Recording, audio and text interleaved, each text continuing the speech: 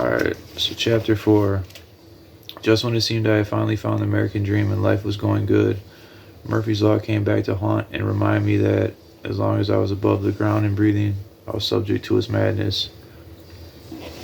We, Sandy Thomas and I, had been sitting in our backyard enjoying a bonfire under the stars when what can go wrong did. The house began to shake and we became surrounded by an incandescent light. Above us, a flying saucer with hieroglyphic writing on it hovered. Then Thomas began to levitate in the air, and in moments he had been sucked into an opening into the spacecraft up the incandescent light. The saucer continued to hover over us, and a door began to open on the craft. Behind the opening stood what looked like the same little green alien, with an enormous anomaly for a head.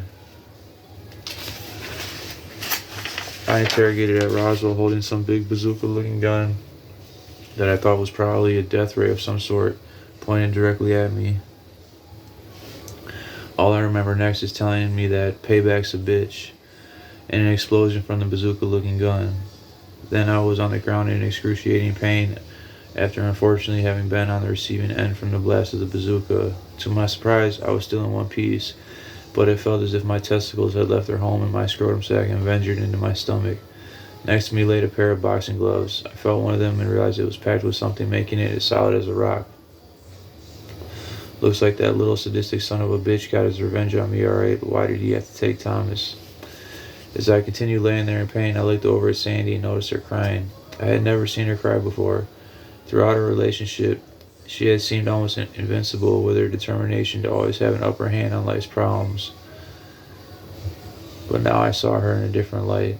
Even though she was one of the strongest people I had had the pleasure to know in life, I realized she was just all too human like me and vulnerable to her emotions. As I lay there and Sandy continued crying, knowing Thomas was gone and might not ever come back, I felt very small. I mean small, like as in being a minute particle in this vast universe of infinitude. The sad truth is that's all Sandy and I really were, two infinitesimal particles bounded together, causing a slight spark, but what we were up against was forces much greater than us. So all we could really accomplish in the fight against this cosmic disarray was fall in line and watch the disorder around us transpire indefinitely, until it one day even put out the spark we ignited into its omnipresence. As the madness was spinning around us, all I could see was the scenes of my life that I shared with the kid, almost like it was playing from a projector before my very eyes. I could see the first day we met with him reading Breakfast of Champions by Kurt Vonnegut. Then I seen him blowing out the hit of DMT and shuffling his feet back and forth. Next, I seen him handing me the computer chip outside of RevoCat's headquarters, telling me he shut down the brain was worth the operation. Then I seen him working on my computer, making me a small fortune in the stock market. As I'm watching these memories in the movie reel of my mind, I can't help but smile, but my joy soon turns into sorrow as I think of that sweet little guy ripped away from us, with his future undetermined in the hands of some maniacal extraterrestrial species, forcing him to live around a bunch of drunken imbeciles that can't handle their liquor consumption, and teaching him the shady arts of being cutthroat. Hopefully the little time he spent around Sandy and I had rubbed off on him, and he would rise above in the face of adversity and maybe even one day come back home. So the scene now changes again. It was sometime in the evening. I was waiting for Sandy to get home from work, just relaxing, kind of analyzing my thoughts as the news played on the television, when I heard the name of the former Supreme Justice I had arrested found dead, hanging from a noose in his prison cell. It seems a riot had erupted within the confines of the institution, leaving the former judge a casualty in the prisoners' mission to clarify how they really felt about their current situation in life, and a political message to the criminal justice system of America. Fuck your rules. The former deputy director probably would have met the same fate had it not been for him having been in the infirmary recovering from his wounds under the close watch and protection of the correctional officers. As parts of the riot aired with brief comments in between clips from the news anchors, I had remembered our new addition to the family, Fluffy, a golden retriever Sandy had got us as we grieved over the loss of Thomas. I hadn't seen or heard from him in quite a few hours, so I went out back to investigate his whereabouts. Outside, little furry Fluffy was laying next to his dog bowl, passed out. At least that's what it looked like at first sight, until I noticed an empty jar with a funeral parlor's name and address labeled on it, and the ingredients for an embalming fluid labeled as well. With the thought of Fluffy's possible fatality, if it were true that he had ingested the contents of that jar, I checked his pulse and soon understood that Fluffy was gone. In sort of a disoriented state, I put the deceased puppy in a duffel bag, poured out his water bowl, grabbed a jar, and headed out before Sandy got home from work. God, I didn't want to see her in tears again. What kind of a sick, demented son of a bitch would do such an evil thing to that innocent little fellow? I don't know, but I was about to find out. As I was on my way to the funeral parlor, I got a call from Sandy. Right away, she asked where Fluffy was, and that's when I, for the first time in our relationship, lied to her. I told her that Fluffy was feeling under the weather, so I was on my way to the vet with him riding shotgun. I felt bad for lying, but how could I tell her at this delicate moment in time, while she was still grieving over Thomas, that I had found him dead next to a jar of embalming fluid? That news would surely send her back into that melancholic state she was in before we got the pup. In fact, after Thomas left us, I hadn't seen her smile until we were at the pet store and cute little Fluffy walked up to her and brushed his head against her hand in a plea to be petted. As I pulled up to the funeral parlor, I told Sandy that I loved her and we would be home shortly. Then I hung up the phone, grabbed the empty jar of embalming fluid, and headed for the doors of the establishment, leaving poor little lifeless Fluffy in a duffel bag inside of the trunk of the car. Now the scene changes. In the basement of the funeral parlor, a mortician is having a romantic candlelit dinner with one of his newest clients. The client is an older gal, having reached the golden age of 83 with short dyed strawberry blonde hair. She's wearing a low-cut revealing black silk dress embroidered with elegant looking flowers throughout its design, accompanied by a pair of expensive designer high heels. Aside from her fabulous attire and unnatural hair color, her face has been meticulously dialed up with different kinds of makeup and some Chanel sunglasses, almost as if she's ready to hit the big screen. While the mortician drinks from his glass of one of his favorite sangria blends, he sparks up a conversation. "Judy, you look splendid tonight. I know we have just met, but it feels as if I have known you my whole life." There's no response from Judy. "Judy, you don't have to respond. I'm sorry if I'm being a little too informal, but you make me feel so uncomfortable." The mortician puts his finger against Judy's red paste-like colored lips. "Shh, don't say that. This is not dirty. We are merely two adults engaged in mutually consensual romance. What's that? You want to kiss me? Oh, how your lips look so yummy. I can't resist." The mortician begins to place his lips onto Judy's and sticks his tongue into her mouth, using it to massage the interior regions of her mouth. A federal agent walks into the room after walking down a flight of stairs. "What the fuck is going on here?" The mortician backs away from Judy.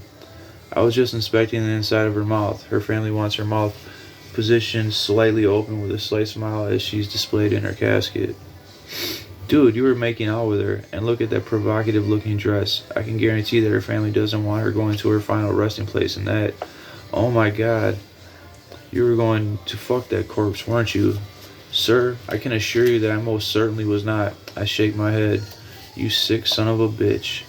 I put the jar that formerly held the embalming fluid's contents onto the candlelit dinner table. "I found this next to my dead dog. Someone must have stolen that because..." Before he can finish the sentence, I smack him with the back of my hand. After feeling the sting of being bitch smacked, he rubs his face. "Okay, I sold this to some biker." I raise my hand again. "Be more specific." "He was a Satan's asshole. His patch said his name was Roadkill. Now see, wasn't that easy?" He just looks up at me like a scared little puppy. "You're not going to tell anyone about this, are you?" I just shake my head in disgust and leave the necrophiliac mortician with the poor old deceased woman. Now I know why my grandmother wanted to be cremated, to prevent sick fucks like this from molesting her dead body before she would have the chance to be displayed before her remaining loved ones. What a sick and twisted world we live in. So now the scene changes again. Inside of the clubhouse of the Saints Assholes, a prospect to the organization boasts to a patch member how he just made some of the quickest dough he had ever made before by poisoning this federal agent's dog, flashing a fistful of crisp $100 bills. As Charles walks into the clubhouse with Fluffy's dead carcass in a duffel bag, one of the patch members guarding the entrance puts his hand out to stop him. Like Steven Seagal would do in one of his movies, Charles grabs the biker's hand and flips him over with just a flick of his wrist. All the members notice the altercation, stop what they are doing, and mean-mug Charles as if they're preparing for battle. After hearing the disturbance, the president comes out of his office after instructing a woman wearing a property of the Saints Assholes leather jacket to stay put. As he steps out of his office, he notices the patched member that was on guard on the ground, and Charles hovering over him. Charles Thompson, what do I owe the pleasure of this visit? By the way, I'm sorry about Dr. Winston. One of your members, by the name of Roadkill, killed my dog. I throw the duffel bag on the floor and open it, exposing Fluffy's lifeless corpse and the jar of the embalming fluid. Charles, I would have never authorized something like that against someone as yourself. I must apologize for his ignorance. You know, sometimes mistakes like this happen. The president snaps his fingers and points to a back door. Two gargantuan members grab the prospect and lead him out of the back door. The president instructs me to follow. We continue a friendly dialogue as we walk outside the clubhouse. Now, if you're wondering, I've known this man for quite some time, and actually so did the professor. This club was actually named after the president read Dr. Winston's famous book, which is how he conjured up the origin of the name Satan's Assholes. In fact, the professor frequented this club quite often, purchasing an array of illegal intoxicants on more than a few of these excursions I had even acquainted him. As we reached the backyard of the clubhouse, I noticed Roadkill having his hands tied behind his back, about to be put in a cage with one of the club's most cherished members by the name of Chomper, an oversized pit bull who's known for his vicious tactics on the battlefield. Before Roadkill is put in the cage, the president reaches inside of his jacket and grabs a wad of crisp $100 bills, and he hands it to me. Here, get yourself a new dog with this. I'll also give the golden retriever a proper burial. What's his name anyways? Fluffy. He gives me a funny facial expression. My wife named him. I'll make sure Fluffy gets a proper burial. Then he snaps his fingers, and Chomper comes out of his doghouse, growling at the perpetrator. Chomper, sick balls. With that instruction, Chomper charges at Roadkill, leaping at him and lashing onto the designated target, his balls. Roadkill screams and pleads for mercy as Chomper sways back and forth, lashed onto his balls for all of about 20 seconds. Then the president instructs Chomper to desist. After having his privates almost torn to shreds, Roadkill falls over onto the floor, rolling around in agony, and Chomper just walks away, swaying back and forth like an innocent puppy after releasing his grip from Roadkill's privates. So, Prospect, who put you up to this? I don't know. Some fucking asshole.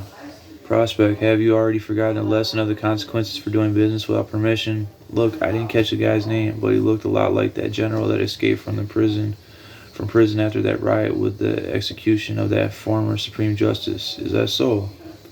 The president leads me back into the clubhouse and turns on the news. Seems that during the riot, the 5-star general managed to escape along with the famous evangelist that was arrested with the 5-star general at that sick bastard Caesarson's raid. The news station states they're still at large and extremely dangerous, so to be on the lookout. Then the president hands me a beer, and as I'm sitting there analyzing the situation, I glance over at Fluffy's dead corpse in the duffel bag and promise him that this will not be in vain, and until my last breath, I pledge to avenge his murder.